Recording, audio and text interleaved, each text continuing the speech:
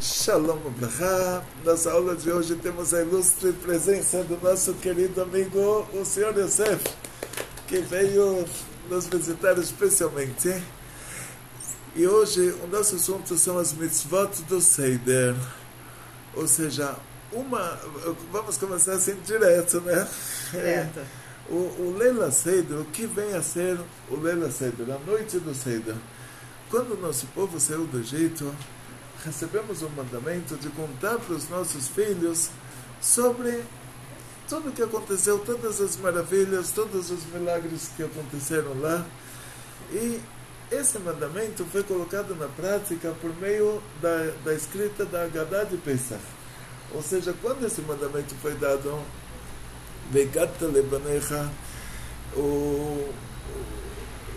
esse mandamento ele é da própria Torá, né? Então a pessoa contava com as próprias palavras, falava, olha, eu estava no Egito, Hashem mandou 10 pragas, depois o mar se abriu, a gente passou.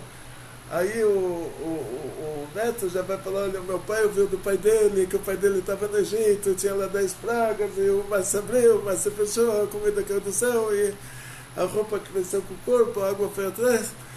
Eles foram contando com as palavras deles. Até que um dia já a gente precisava já de uma ajuda, porque a pessoa que vai contando, sempre contando, olha, meu pai me contou, que meu avô me contou, que o bisavô contou para ele, que o tataravô contou para o bisavô. Então, nossos sábios, eles escreveram a Haggadah de Pesach, que para facilitar para a gente contar essa história. Então, esse mandamento é um mandamento da Torá, de contar a história da saída do Egito. E os nossos sábios escreveram a Haggadah para facilitar para a gente como contar essa história. Porque cada um contando com as próprias palavras é capaz que ele não se lembra de todos os detalhes. E, então, por isso dizem nossos sábios na Haggadah, Kol amarbeh lesaper b'tziat Mitzrayim areza meshabach. Toda pessoa que dá mais detalhes sobre a história da saída do Egito, ele é mais elogiado. Quer dizer, a gente não é obrigado a contar só o que está escrito na Haggadah. A Haggadah te dá o mínimo, fala, olha, aconteceu no mínimo isso. Mas tudo que a gente se lembrar de mais detalhes, melhor. Como nós identificamos uma mitzvah, então vamos para a noite do Seider. Na época do Beit HaMikdash, na época do Mishkan, na época que tinha o primeiro Beit HaMikdash, o segundo Beit HaMikdash, nós tínhamos uma mitzvah de comer um kazait. Kazait é um pedaço, um volume de uma caixinha de fósforos, um pedaço do Korban Pesach, dentro das muralhas de Jerusalém. Eu não podia comer esse Korban fora de Jerusalém. Então era feita a shechita no Beit HaMikdash na tarde, antes da entrada do Pesach. Esse Korban foi chamado de Pesach. Quando a Torá fala Pesach, a Torá fala a palavra Pesach, está se referindo ao Korban. A Torá não está se referindo à festa de Pesach, aos 8 dias de festa que a gente faz aqui, ou aos 7 dias que são feitos na Terra Santa. Quando a Torá fala a palavra Pesach, é o Korban Pesach. Depois a Torá vai falar Chag HaMatzot, a festa das Matzot. Aí a gente já vai entrar em mais um assunto. Se a Torá fala festa das Matzot, a Torá está falando para a gente comer Matzot. Então, e a própria Torá traz o motivo que a gente vai comer as Matzot, porque quando saímos do Egito, a massa que as mães fizeram para fazer o pãozinho para as crianças, não deu tempo de fermentar a massa. Por que isso é tão importante de saber esse detalhe? Porque nós estávamos 210 anos no Egito. E era um sonho imaginar que eles vão deixar a gente sair de lá. Éramos escravos no Egito, éramos a mão de obra do país. Se a gente saísse de lá, o país falia. E era um sonho imaginar que eles deixariam a gente sair de lá. Começou a primeira praga, o rio Nilo se transformou em sangue. Ninguém sabia que iam ter 10 pragas. Nessa primeira praga, todo mundo falou, olha, tá vendo? o rio vira sangue, e o rio é a base da economia do país, então agora os egípcios vão deixar a gente sair. Passou uma semana, o rio voltou a ser rio, não deixaram a gente sair, todo mundo falou, agora acabou. Mais pode acontecer. Depressão. Deus tentou tirar a gente daqui e não conseguiu. Ninguém sabia que ia ter uma segunda praga. Aí depois a gente falou para Moshe, desperdeia, vai sair sapos agora do rio, vão se preparando. Aí o Moshe, ele avisava, 3 semanas ele avisava, 1 semana tinha praga. Aí saíram sapos do rio, terminou, os egípcios comeram sapos e acabou, falaram agora, acabou. Depressão, não tem mais jeito. Deus tentou, não conseguiu. Tentou até 2 vezes, coitado, não conseguiu. Aí a gente falou para Moshe, pega a terra do Egito, joga no ar, toda a terra do Egito vai virar piolhos. Aí Moshe falou, não posso fazer isso, que não quero ser ingrato. Quando eu salvei a vida de um judeu que estava sendo assassinado, eu matei o soldado egípcio que estava assassinando ele, enterrei ele na terra para não descobrirem. Essa terra me protegeu. A gente falou, então tem que falar para Arão, para ele jogar essa terra, porque tinha que fazer uma ação material, no mundo material, para trazer a bênção espiritual. Por isso que no judaísmo tem muito disso de fazer. Você quer que a Hashem te ajude? Faça alguma coisa. Porque você está no Olam Asiá, você está no mundo da ação. Você quer uma reação? Faça uma ação, toda ação tem uma reação. Então a Hashem falou para Moshe, tem que jogar essa terra para cima. Moshe falou, não posso. Hashem não falou para ele, então, vamos transformar a terra do Egito em piolhos, sem jogar a terra para cima. Hashem falou, não, então fala para Arão, alguém tem que fazer isso, alguém tem que fazer ação, a gente está no mundo da ação. Para trazer profecia para esse mundo, tem que fazer alguma coisa. Então, tem muitos exemplos disso no judaísmo, por isso que o importante para nós não é você sentir, é você fazer. Então, Arão jogou a terra para cima e toda a terra do Egito se transformou em piolhos. Os feiticeiros do Egito falaram para o faraó, olha, Deus fazendo isso. Passou, todo mundo falou, olha, está vendo, Deus tentou e não conseguiu. Ninguém sabia que ia ter uma 4ª praga, e uma 5ª praga, uma 6ª, uma 7ª, uma 8ª, uma 9ª. Quando chegou na 9ª praga, o faraó falou para Moshe, não quero mais te ver. Não aparece mais na minha frente. O dia que você aparecer na minha frente, você vai ser executado. E nessa hora, então, Hashem revelou para Moshe que vai ter a 10ª praga, que é a praga dos primogênitos. Se você fala, hoje o primogênito vai morrer, hoje não é nada, porque hoje não tem mais essa estrutura de primogênitos. Mas antigamente era assim, o filho do rei é o rei, o filho do sapateiro, ele herda a sapataria sozinho. Ele é o único que o pai ensinou para ele como fazer o sapato, e os outros são os analfabetos. O filho do marceneiro, ele herda a marcenaria sozinho, ele é o único que o pai ensinou ele a profissão, o pai passou para ele os segredos da profissão, os outros filhos são os analfabetos. Então, esse era o primeiro detalhe, que toda a estrutura do Egito, ela estava baseada nesses primogênitos. Hoje em dia já não é assim, hoje em dia a pessoa tem 10 filhos, os 10 filhos estudam. Naquela época não, o pai só repassava para o filho mais velho porque ele iria herdar o negócio dele e os outros eram os ignorantes. A segunda coisa é que as mulheres egípcias, elas eram meio depravadas. Então as vizinhas trocavam os filhos e aí cada uma engravidava do filho da outra e tinha um primogênito dele. Então elas brincavam lá com as crianças. E aí, na hora que teve a praga dos primogênitos, não só que morreu o filho mais velho, que era aquele que sabia ler, escrever, sabia tudo, mas ainda morreram mais alguns dentro da família. Então, eles levaram um susto.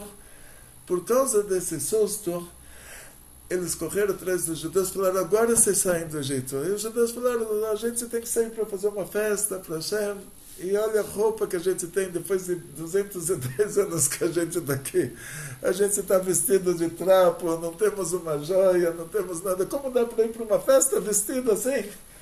Aí eles falaram, não se preocupa, vamos te dar roupas bonitas e joias e tudo. O importante é que vocês saiam já. E esse sair já foi uma contradição com as 9 pragas anteriores. Que cada praga que acontecia, o faraó ficava durão. e não deixava o povo sair. Então ninguém imaginou que a gente conseguiria sair de lá um dia. E eles agora chegam para nós e falam: vocês têm que sair já. Foi o contrário, até agora não estavam deixando. Então eles podiam falar: olha, a gente dá permissão para sair o mês que vem, vamos te dar um visto válido a partir do dia tal. Mas eles falaram: não, tem que ser agora.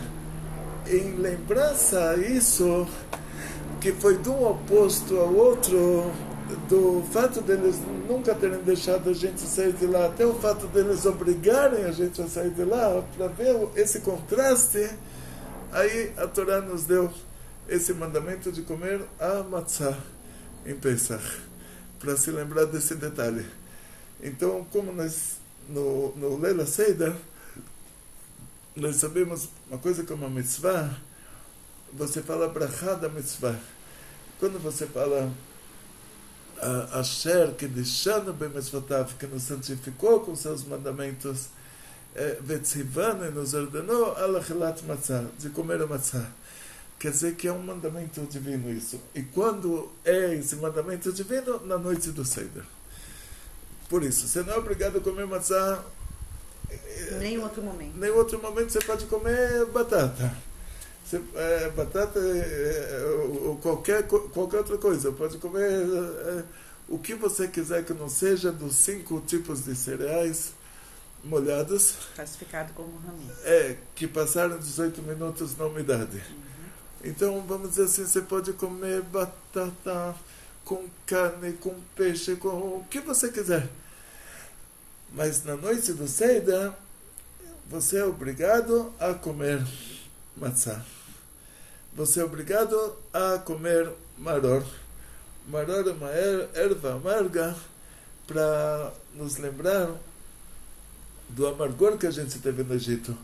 Então, por isso se fala, antes de comer o maror, se fala também a brachá, Asher Kedishanu b'mitzvotav, que nos santificou com seus mandamentos, Vetzivanu, e nos ordenou alachilat maror, de comer o maror. Então aí você vai identificando o que é mitzvah e o que não é mitzvah. Então vai ter, depois a gente vai fazer uma aula sobre isso, uma keará do Leila Seder. E na keará, você tem uma keará aqui só para mostrar, nossa diretora vai trazer agora a keará. E eu não sei se é um problema de luz que está parecendo bem embaçado. O problema é que o telefone está embaçado, agora a gente vai saber isso. Desembaçou, era o telefone. O telefone estava embaçado. Ele tem uma vozinha essa. Então, essa é a Keará da noite do Seder. E na Keará nós vamos ver umas palavras interessantes. Depois a gente vai fazer uma aula prática. Uma palavra que está escrita aqui é Beitzá. Ou seja, a Beitzá, que é um ovo. Por que nós vamos colocar um ovo na Keará? Vamos fazer depois uma aula prática, mas agora é só... Aí a gente coloca os elementos, tudo o ovo. Só mais ou menos da coisa. O ovo é para se lembrar que tinha na época antiga, quando a gente ia comer o Korban Pesach, a gente fazia outro sacrifício que é chamado Korban Hagigah.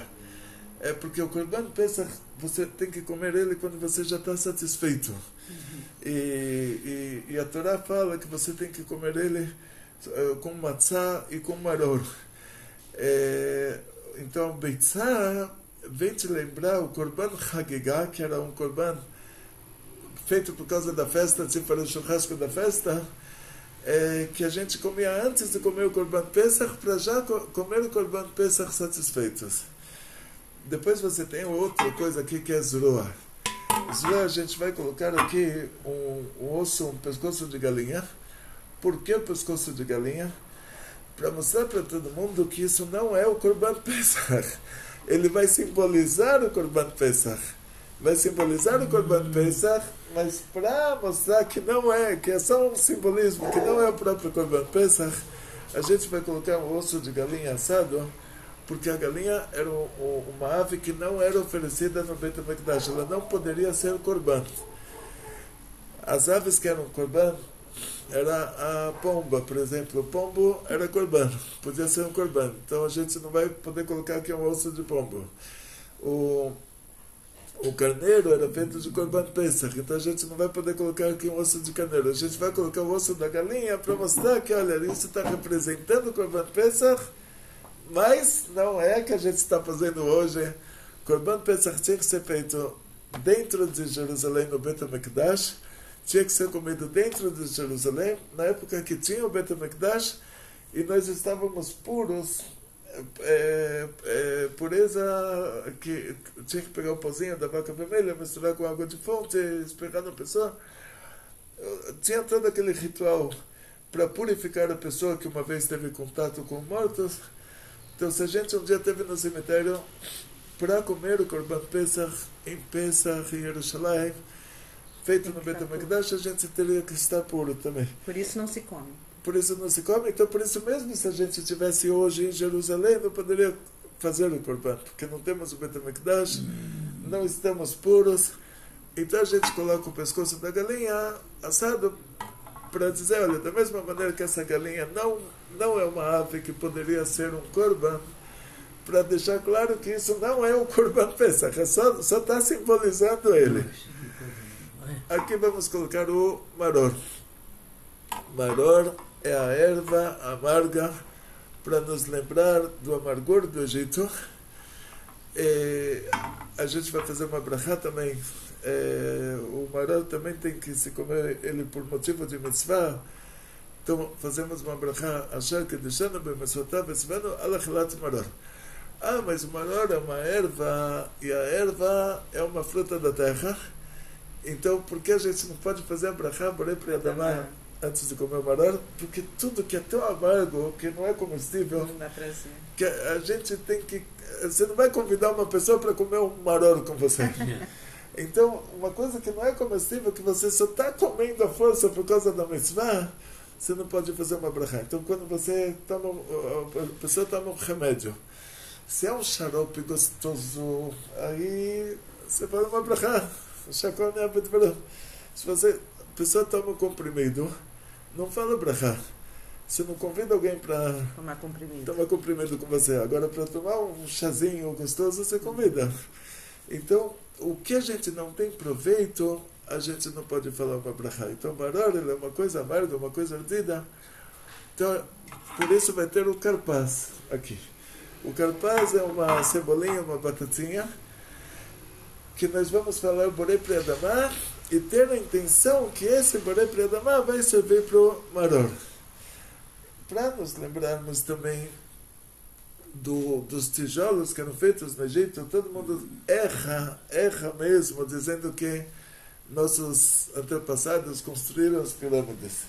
Não construímos pirâmides, as pirâmides não são nossas. O trabalho escravo que deram para a gente fazer lá eram tijolos feitos de barro com palha. E não eram as pirâmides. Então, para nos lembrarmos desses tijolos que eram feitos de barro, então a gente passa o maror, que é a alface romana com como se chama essa coisa branca, não, a erva, O maror na... que a gente plantou aqui, a raiz amarga. raiz forte, que Raiz se chama forte. aqui. Essa raiz forte que a gente plantou, porque a gente plantou aqui não, porque eram 50 reais o quilo, né? Então a gente plantou aqui, Agora já tem. agora já temos.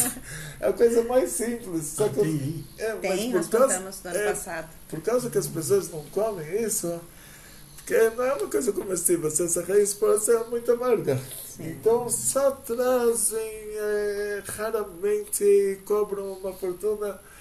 Então a gente plantou aqui, ela cresce normalmente. Então, É uma raiz.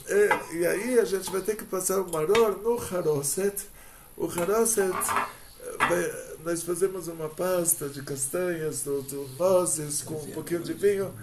O importante é a aparência, que é uma aparência meio marrom, De para argamassa. lembrar a argamassa. Então o maror, ele vai lembrar a palha, o haroset, a argamassa, juntos vai nos lembrar do tijolo, o gosto dele vai nos lembrar do amargor que a gente teve no Egito.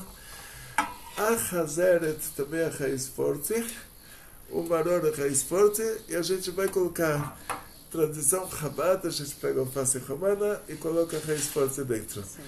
Porque na época da Gemara, a alface romana devia ser uma coisa horrível. Porque ela é mais amarguinha mesmo. A terra foi perdendo a força. Hoje em dia a alface romana você consegue comer normalmente. Sim. Mas antigamente, 2000 anos atrás, a alface romana era como a raiz forte. Não era uma coisa comestível. Então, outro detalhe sobre a matzá, que a matzá tem que ser feita à mão. As matzot da noite do Seder. Por quê? Qualquer matzá você pode comer a qualquer hora. Só que, sendo que na noite do Seder, essa matzá, ela é uma mitzvah, então ela é feita, na hora que você faz ela, você fala Leshem mitzvat matzah, Leshem matzah mitzvah. Você fala, estou fazendo isso com a intenção de que essa matzah ela seja usada para a mitzvah da matzah. Então, sendo que a máquina não consegue ter intenção nenhuma, então a gente não tem como, na noite do Seder, a gente dá preferência a uma matzah que foi feita à mão, que a pessoa que estava fazendo ela falou Leshem matzah mitzvah, que ele está fazendo isso com a intenção que essa matzah seja uma mitzvah, seja feita com ela uma mitzvah, do que a matzah da máquina, que a máquina não tem intenção nenhuma. Agora, se a pessoa não conseguiu essas matzot redondas para o Leila Seder, que são as matzot feitas à mão, agora a gente vai mostrar para vocês Está na caixa ainda, aqui mas... importaram, deixa na caixa até a noite do Seder, não é melhor. E importaram de Kfar Chabad, o lugar onde eu estudei, onde estava a minha yeshiva, importaram de lá essa matzah, ela é chamada de matzah shmurah. O que quer dizer matzah shmurah? Shmurah, que você verificou o trigo desde a colheita, isso é shmurah, que é guardada. A palavra shmurah quer dizer guardada, não é que ela foi guardada dentro da caixa, isso eles não escrevem. É a farinha. Mas é que foi guardada, quer dizer, foi tomado cuidado desde a colheita do trigo até que a matzá seja feita, para ver que o trigo não foi higienizado, não foi lavado. Não entrou em contato com a água. Não entrou em contato com a água 18 minutos. E essa matzá a gente usa na noite do Seder. Então, como dissemos antes... Então, deoraita é um kazait de matzá. Muito bom, parabéns. Então, o que acontece na prática assim? Quando a gente fala mitzvah, é mandamento. De oraita, quer dizer, da Torá. Porque nossos sábios chamaram a Torá de oraita? Oraita é luz. É a fonte da luz. O brilho do sol no sol. É isso. Lembrei agora. Muito bom, parabéns. Então, oraita quer dizer a luz. Esse é o apelido que eles deram para a Torá. Então, quando eles falam de oraita, eles estão falando da Torá. De Rabanan, eles estão falando de Rabanan, dos rabinos. Então, a própria Torá, ela deu permissão aos rabinos de estar escrito que tudo que eles decidirem, a gente não pode se desviar nem para a direita nem para a esquerda. Eles tinham no Beit HaMikdash, Lishkat HaSanedrin, uma Lishkat, que é tipo departamento, vamos dizer assim, do Sanedrin, que era o tribunal rabínico, e lá eles decidiram certas coisas que o que é decidido no tribunal aqui embaixo, o tribunal rabínico aqui embaixo, é decidido no tribunal divino lá em cima. Esse que é o detalhe. Por isso, quando a gente passa por uma situação dessas, tipo, que o tribunal rabínico tem que mudar o status de uma coisa. Imagina, assim, só por exemplo, esse exemplo todo mundo vai entender. O João matou José. Agora, ou o João vai ser o herói nacional, que o José era um terrorista cheio de bombas, e ele conseguiu salvar mulheres e crianças tendo matado ele, ou ele vai ser um assassino. O que vai determinar se ele é o herói ou se ele é o assassino é o tribunal que vai fazer o julgamento. O tribunal vai julgar que ele é um herói, que ele tem que ganhar uma medalha, ou que ele é um assassino, que ele tem que ser condenado à morte. O tribunal vai mudar o status dessa pessoa. Então nós, como seres humanos normais, nós não temos, Deus não deu para nós a permissão de mudar o status de alguém. E para eles, Ele deu. Então a gente não pode falar, você é assassino, bom, bom, bom, e matar alguém, falar, você é assassino, eu vou te matar. A não ser que ele queira te matar, aí você está se defendendo. Mas vamos dizer assim, você não pode ir para a casa de alguém e falar, olha, o senhor é assassino ou bomba. Mas o tribunal tem essa permissão de decidir isso. Autoridade. Então por isso ele chama de Rabanan, na mesma autoridade que Hashem deu para eles de determinar no julgamento, mudar o status de alguém. Essa mesma autoridade Hashem deu para eles de fazerem cercas para a Torá. Um sábio, um profeta, ele não pode acrescentar um mandamento da Torá, na Torá. Moshe Rabbeinu recebeu a Torá no Monte Sinai. Moshe Rabbeinu recebeu de Hashem a profecia do Pentateuco, da Torá. E todos os mandamentos divinos estão somente lá. Nenhum profeta pode acrescentar um mandamento, nenhum profeta pode retirar um mandamento. Então, mas o que eles podem fazer é fazer uma cerca para a Torá. Eles não estão acrescentando mandamento, eles estão fazendo uma proteção para os mandamentos que já existem. Certo. E isso é chamado de Mitzvah de Rabanan, mandamento de Rabanan. Ele não tem a validade do mandamento da Torá, porque ele é acrescentado para fortalecer o mandamento da Torá. Ele entra como uma ramificação. Mesmo, né? Protegendo ela. Isso mesmo. Isso mesmo. Então vamos lá. O assunto do Korban Pesach, quando se fazia Korban Pesach, tinha que se comer também o kazait de maror, que é o mandamento da Torá, e que a gente tinha que comer o Korban Pesach junto com a matzá, junto com o maror. Então hoje não tem o Korban Pesach, mas a gente tem a matzá e a gente tem a maror. Então, do Hillel. Do Hillel. Aí o Hillel da Torá, ele fazia um sanduíche, ele colocava o maror dentro da matzá. E vamos só para... E do vinho? O assunto do vinho, né? Do último. 4 copos de vinho. Os 4 copos de vinho, assim, quando a gente tirou a gente do Egito, a gente fala para Moshe Rabbeinu diz para Deus, porque você fez o mal para esse povo, você não salvou eles. E por que você me mandou? Por quê? Como começou a Geulah, Hashem falou para Moshe Rabbeinu, se você se lembra da história, essa história todo mundo se lembra, por que Moshe foi escolhido para ser essa pessoa que vai tirar o nosso povo do Egito? Moshe tinha salvo a vida de um judeu, matou um egípcio que estava assassinando esse judeu a chicotadas. Moshe Rabbeinu teve que fugir do Egito, porque outro judeu delatou ele, esse que estava sendo assassinado, depois foi bater em alguém. E Moshe falou para ele, Arachá, você é uma pessoa ruim, porque você está batendo no outro que é tão ruim quanto você. Aí ele falou, agora você vai me fazer como você fez para o egípcio que estava me assassinando.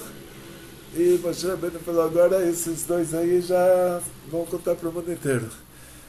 E Moshe Rabbeinu fugiu para Midian. Como o Rabi Shimon bar Yochai, quando fugiu dos romanos, fugiu para uma caverna. Então Moshe Rabbeinu chega em Midian, e Yitro ajudou ele, Yitro era o Cohen de Midian, que ele tinha se tornado, ele tinha deixado toda a idolatria e descobriu o judaísmo. E o Yitro ajudou Moshe. Moshe se tornou pastor de ovelhas de Yitro. Se casou com a filha do Yitro, com a Tzipora, e se tornou um pastor de ovelhas. E um pastor de ovelha normal. Quando o carneirinho foge, ele corre atrás, pega o carneirinho, bate no carneirinho, para o carneirinho se lembrar que ele não pode fugir de novo. E Moshe Rabbeinu estava em Midian. Midian dizem que é a Arábia Saudita, de hoje uma coisa assim. E o carneirinho fugiu, chegou no Monte Sinai. Então, Monte Sinai, ele é uma distância de 49 dias de mulheres grávidas com crianças pequenas, quanto elas conseguem andar 49 dias e quanto dá para andar de um carneirinho, correr de Midian até lá. Aquele ponto é o Monte Sinai. Não é o Monte Sinai que Israel fala que é o Monte Sinai. O Ministério do Turismo de Israel te apresenta um lugar que é um mosteiro, que era a mãe do Constantino, que era um imperador do Império Bizântico, que ela escolheu aquele lugar, falou... É um lugar assim, 100% cristão. Quer dizer, a mulher era... Ela escolheu aquele lugar para ser o Monte Sinai, fizeram lá o convento, e essa mesma mulher, ela pediu para fazer o lixão de Jerusalém no Kotel, para esconder o Kotel, apagar todo o vestígio judaico de Jerusalém. Então não é aquele lugar. Esse Monte Sinai é próximo ao Egito. O carneirinho correu até o Monte Sinai. O Monte Sinai, ele é a menor de todas as montanhas, ou seja, ele é tão baixinho mas ainda é considerado montanha. Quer dizer, um pouco mais baixo do que isso já não é mais considerado montanha. O carneirinho subiu, Moshe Rabbeinu sobe lá atrás do carneirinho. No lugar de bater no carneirinho, ele falou para o carneirinho: olha, você deve estar muito cansado, que você fugiu muito tempo. Carregou ele no colo, ia trazer ele para Midian de volta no colo. Você imagina dedicação e empenho para um carneirinho. O carneirinho não tem como retribuir para ele, não tem como contar para todo mundo, não tem como fazer propaganda dele, nada. Quer dizer, Hashem viu que realmente... Ele fez sem nada em troca. Fez porque era bom. Exatamente. E aí tinha... Mas isso foi o ponto de... Isso foi o ponto. Ele foi escolhido por causa disso. Por causa disso. Que olha, se até com o carneirinho ele se comporta dessa maneira... E com o meu povo. Quanto mais com o meu povo. Pronto. Aí tinha um arbusto. Esse arbusto é a menor de todas as árvores, na menor de todas as montanhas. E o arbusto estava pegando fogo, e esse fogo estava alimentando o arbusto estava crescendo por causa do fogo, estava sendo alimentado pelo fogo. Moshe Rabbeinu viu isso, ele era um grande cabalista. Ele falou, isso é a revelação do Keter lá em cima, que a coisa ruim se torna coisa boa. Ou seja, tem os dois extremos, que até a Chokhmah, a Gvura é Gvura, Chesed é Chesed. Quer dizer, a Sefirah, chamada de Gvura, ela é a dureza. A Sefirah, chamada de Chesed, é a bondade. Então, o anjo da Chesed, que é o Malach Michael, ele não conseguiria destruir Sodoma. O anjo da Gvura, que é o Gabriel, não conseguiria salvar o Lot. Aí teve com o Malach Rafael, que é o anjo da Tiferet, ir lá para salvar o Lot, enquanto que o anjo da Gvura destruía Sodoma. Quer dizer que da mesma maneira que cada Sefirah, ela só consegue se revelar de acordo com a categoria dela, quer dizer, a Chesed é só bondade, a Gvura é só dureza, e o anjo relacionado a Sefirah, ele também não consegue fazer outra coisa. No Keter, os dois opostos se unem.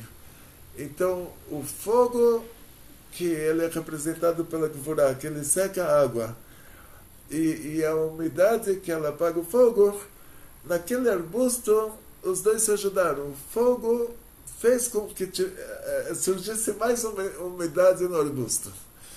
Então, ele viu que essa revelação é a mais alta possível e imaginável. E o motivo dele tirar o calçado, então?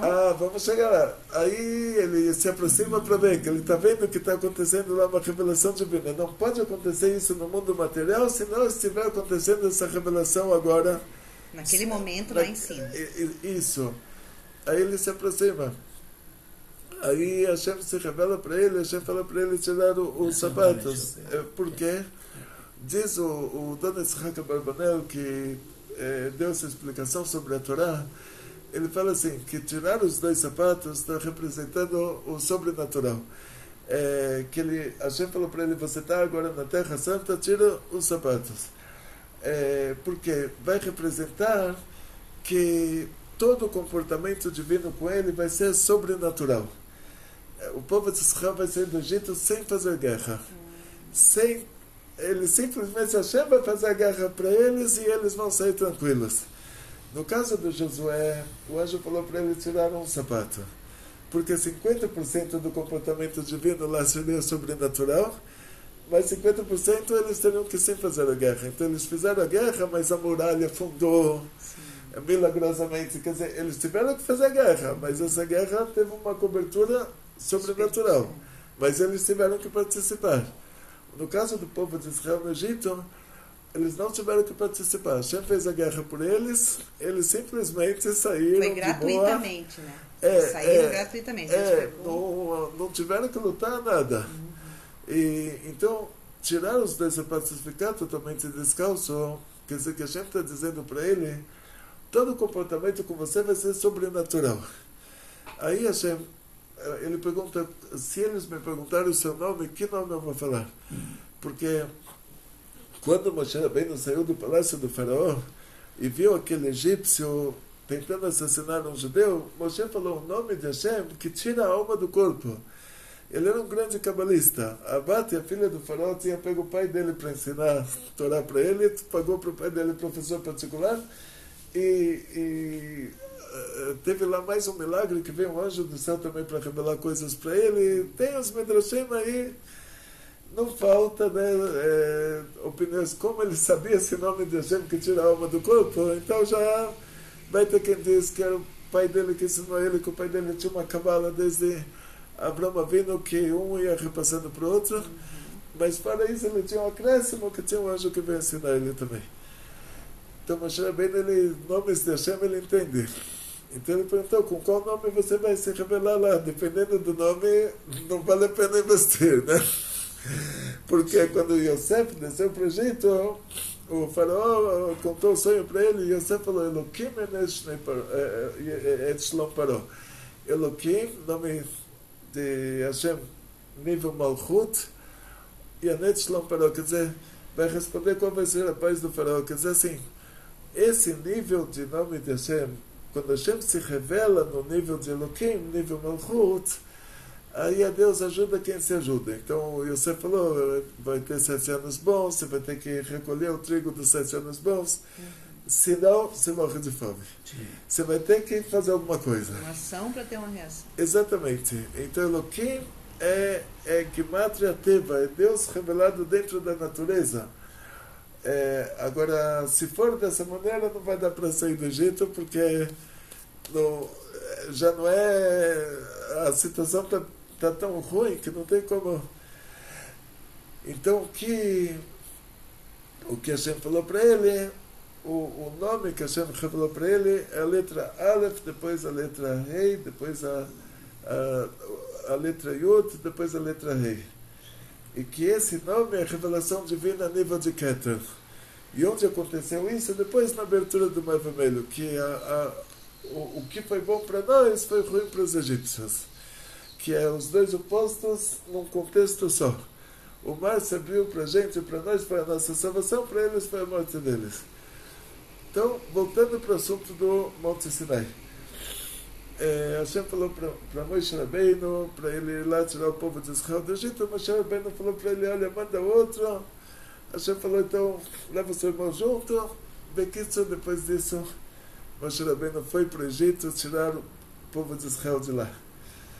E fez o que Hashem tinha falado para ele, jogar o cajado, o cajado vira cobra, tinha tudo, mostrar, colocar a mão dentro da túnica e a mão sai com uma... Não, aí é que está, lepra é erro de tradução. Sai com uma manifestação de cor branca, mas que não é lepra. Lepra em hebraico é shrim. Mukeshrim, é outro nome. É uma doença que vai caindo partes da pessoa, mas não era, isso era atzarat, né? E Bekitzer Moshe Rabbeinu foi lá, fez isso. O Aaron jogou o cajado dele, o cajado virou jacaré. Lá no caso do cajado de Aaron é tanem, a palavra tanem é crocodilo. E fizeram tudo. O faraó falou, olha, esse povo está com falta de trabalho, por isso eles estão pensando em sair. A pessoa está com tempo livre para pensar. Aí o faraó acrescentou mais trabalho ainda. falou, agora até agora vocês recebiam a palha do governo, daqui para frente vocês vão ter que vocês próprios procurarem a palha, trazerem a palha. Aí o povo entrou em colapso, tipo, aí foi uma tragédia verdadeira para o povo inteiro. Nosso povo teve que se espalhar pelo Egito. Se já era ruim antes, eles tinham que trazer a mesma quantidade de tijolos. Aí os egípcios chicotearam os judeus que eram responsáveis pelos trabalhadores, e quando faltava tijolo eles colocavam criança no muro no lugar do tijolo. Tragédia verdadeira. Moshe Rabbeinu volta para o Monte Sinai, novamente ele conversa com Hashem e ele fala, Lamare otach, mas é porque você fez o mal para esse povo, e salvar você não salvou. Então Hashem falou para ele, agora você vai ver o que eu vou fazer para o faraó. Esse agora você vai ver, não é que Hashem falou para ele, a gente perdeu a primeira rodada, vamos ganhar a segunda. Ele falou, agora você vai ver porque você não está reconhecendo que a Geulah já começou. O fato do trabalho ter ficado pior quer dizer que começou a saída do Egito.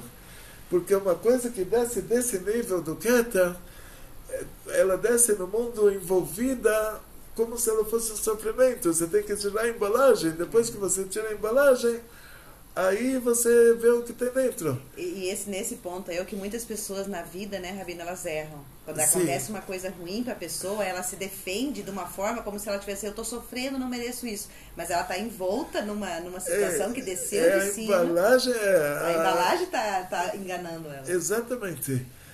Então a gente falou, por causa disso, agora você vai ver a saída do Egito, mas você não vai ver o que eu vou fazer para os 31 reis da Cananeia. Você não vai entrar em Israel. Tipo, nesse momento já foi decretado que ele vai tirar o povo de Israel do Egito, mas que ele não vai entrar em Israel. E depois Hashem precisava justificar isso, porque o povo iria falar, ele deve ter feito alguma coisa errada. Então Hashem falou para ele, pega o cajado e fala com a pedra. Por que pegar o cajado? Então Moshe falou com a pedra 40 anos depois. Aí não saiu água, aí o Hashem falou para pegar o cajado, então deu cajadada. Se Hashem não falasse para ele pega o cajado, ele não ia dar cajadada. E se na hora que ele falou com a pedra saísse água, ele não ia dar cajadada. Então Hashem fez de propósito para ele, porque aqui já foi decretado que ele não vai entrar em Israel. Por quê? Porque, olha, ele é a pessoa que vai tirar o povo de Israel do Egito. E ele está acusando Hashem de não ter feito isso, de ter feito mal para o povo, na hora que o que Hashem está fazendo é a própria Geulah. Então, isso acontece para cada um de nós. A gente não reconhece que a Geulah começou, que ela começa por meio de sofrimentos. É como uma mulher que vai dar à luz. Isso é importante para você saber. A mulher, ela está 9 meses... todo mundo está mimando ela, que estão tirando fotos dela e ela está grávida, ela está no primeiro mês, no segundo, no terceiro, no quarto, no quinto, no sexto, no sétimo, no oitavo, no nono. E aí, até agora todo mundo só está mimando ela. Agora ela vai passar para uma etapa muito superior. Vendo essa criança, como ela passa de uma etapa para outra? Dores. O parto, dores de parto. Não tem como, até agora estavam mimando ela e agora ela começa a gritar, berrar, dores, sangue. E agora nasce criança. Aí depois vão mimar ela muito mais, porque aí vai falar, ai que bonitinho, fofinho, e ela está lá com o nenenzinho. Aí ela vai falar, valeu a pena todas essas dores de parto. No caso na da hora Geulah, até ela fala, né? Nunca mais vou na hora ela fala nunca mais. Por isso tem esse nome chama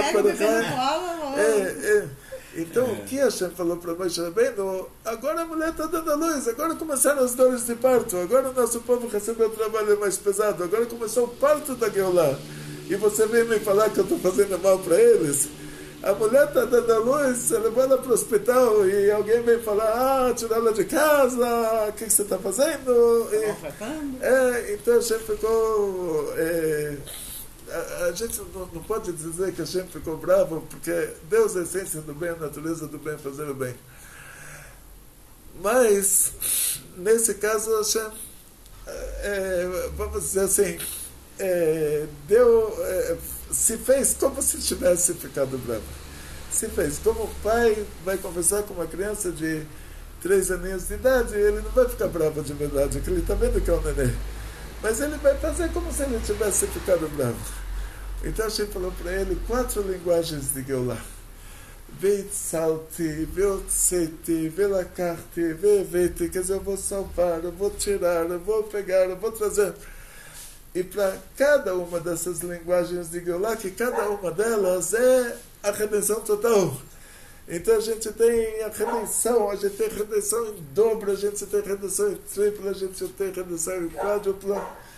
E para cada uma dessas linguagens, um copo de vinho. Nós vamos tomar um copo de vinho. Por que o copo de vinho? Recostar. O copo de vinho, assim, que tudo que a gente faz no mundo material, ele tem uma sincronização com o mundo espiritual. Nesse mundo material, a gente está no Mitzrayim. Mitzrayim é Metzar, é aperto. São os conceitos que nos apertam. E agora você toma um copo de vinho, a pressão que o corpo está fazendo em cima da alma, o corpo pressiona um pouco menos a alma, quer dizer, a alma se sente mais livre, leve e solta, mais próxima a gente. Continua na pressão, mas está mais...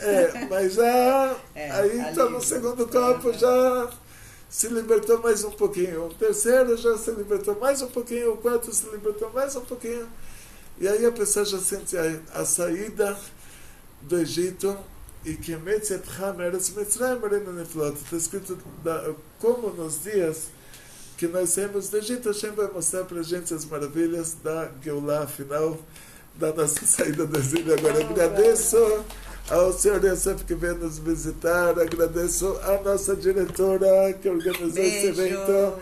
Temos a ilustre visita da filha da nossa diretora, Camila, e do Ilano, diretor das diretoras. Shalom, Brachá. E do nosso querido Khalil aqui, o nosso apoio técnico. e a presença de todos vocês. Obrigada, Senhor. Para nossa chefe, muito sucesso, muita saúde, muito dinheiro, muitas felicidades, muita alegria. Se quiser falar umas palavrinhas só para... Então, pessoal, muito obrigada. Agradeço a todos os amigos da ONG. Quando vocês tiverem, né, ouvido toda essa aula, que é muito importante, são perguntas, né, dos alunos do Rabino sobre as 7 mitzvot de Pessah. Então, assim, é muito importante assistir com muito cuidado. Ficou um pouquinho longo, né, mas ele explicou bem explicadinho tudo, até por que os 4 copos de vinho. Então, assim, agora já tem a explicação no vídeo e vocês vão poder fazer agora o seu Laila Seder com mais propriedade, sabendo direitinho o que vocês estão fazendo, o que significa cada simbologia dentro, e nós vamos fazer a aula prática também da Kiará, Rabino, se Deus quiser, né, Rabino? E aí a gente deixa tudo redondinho para vocês. Um beijo.